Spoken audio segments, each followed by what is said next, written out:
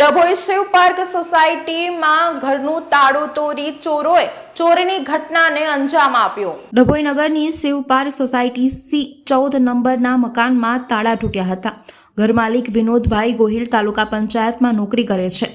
વિનોદભાઈ ગોહિલ રાત્રિના બહાર ગામ ગયા હોય તેને ચોરોએ તેમના બંધ મકાનને નિશાન બનાવ્યું હતું। પ્રાથમિક માહિતી મુજબ સોના ચાંદીના દાગીના સહિત રોકડ રકમની ચોરી કરી તસ્કરો પલાયન થઈ ગયા હતા। પોલીસના નાઇટ પેટ્રોલિંગને લઈને હવે સવાલો ઊભા થઈ રહ્યા હતા।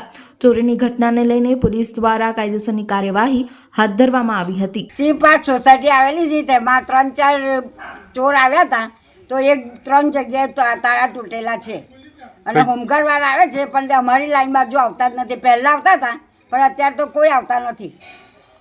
તો પોલીસને જાણ કરી તમે? અમે હજુ નથી કર્યું, જો આજે જ બનાવ બન્યો ને એટલે પછી કેવી રીતે જાણ, કારણ ઘર માલિક છે નહીં। આ તો અમે હમણાં જ બહાર ફરતા હતા એટલે હમણાં જોયું કે આ તાળું તૂટ્યું છે એમ। અને અમારી પાછલી સોસાયટીમાં પણ તાળા 2 જગ્યાએ તૂટેલા છે। એટલે 3 મકાન તૂટ્યા? હા, 3 તૂટ્યા।